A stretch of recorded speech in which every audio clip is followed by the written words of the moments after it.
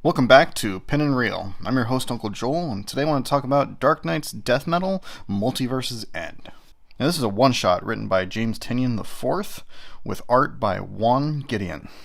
And although it is a one-shot, it is to be continued in The Rise of the New God #1, due out in a few weeks. Now, I found this a very interesting issue. In some ways, unbalanced in its presentation, I felt like this book didn't quite know what it wanted to do. This is very heavily focused on the events of Dark Knight's Death Metal, which is good for a tie-in, but at the same time, it's dealing with an aspect of the main event that hasn't really been focused on or really played up in the main book. In a lot of ways, really, this just seems like an excuse to play with the multiverse and just draw a bunch of different characters from different realities and just see them clash and interact in new and interesting ways. And the main focus is on Green Lantern John Stewart and his interaction with Owlman from Earth 3. And they're particularly playing up the concept that Owlman was the original dark iteration of Batman. And I really appreciate that aspect of the story. I find this to be a very reasonable presentation of Owlman, and I really like how James Tynion developed his character in this issue. Unfortunately, the aspect of this book that I wasn't too thrilled with is it focuses quite a bit on a recap of just the whole setup for the entire event, looking back at the history of the multiverse and the history of the different crises leading up to now for the main conflict with Perpetua. And while that recap is not necessarily bad, I feel like it takes up a lot of real estate in this book, and we're already about halfway through the entire event, and so a recap at this point feels very unnecessary. Scott Snyder already gave us a rough recap of the history of the DCU in issue 1 of Dark Knight's Death Metal, so redoing it here just feels a bit redundant. And really, I would have preferred if that had been left out so we could have gotten more pages focused on different characters from the multiverse and just really fleshing out the conflict here. At the very least, there are a number of sequences where you see different characters facing off and they only get a single panel.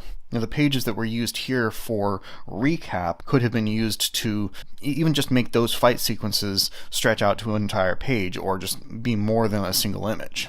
Now, that being said, the recap did serve a purpose for the exchange between Green Lantern John Stewart and Owlman. And so for that purpose, I can understand why it was done. It just felt a little unnecessary for me.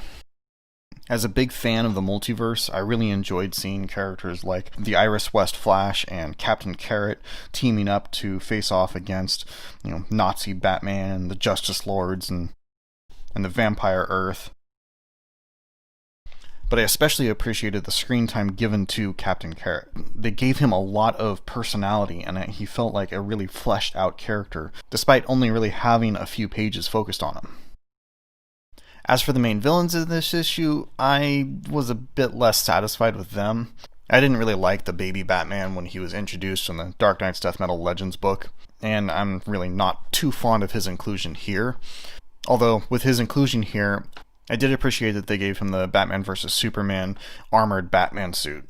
But between him and the poorly utilized army of Lantern Batmans, I felt like Tynion just kind of threw out some simple conflict and wasn't really too focused on developing that side too much. He was more focused on the heroes.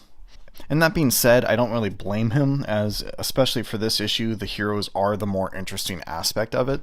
But I feel like there are a lot of different possibilities for better villains here.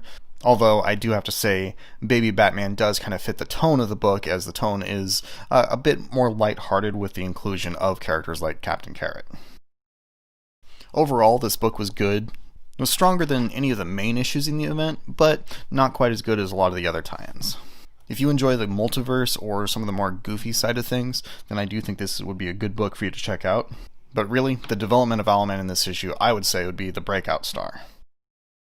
The art is a little bit all over the place for me, but I can understand that, considering they were trying to balance darker aspects like Perpetua, or the Vampire Earth, or the Anti-Monitor and the different crises, with lighter elements like Baby Batman and Captain Carrot.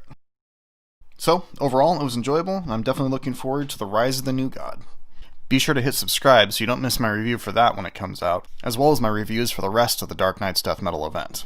If you could help me out by hitting like, I'd really appreciate it. And until next time, this is Uncle Joel saying, stay tangible.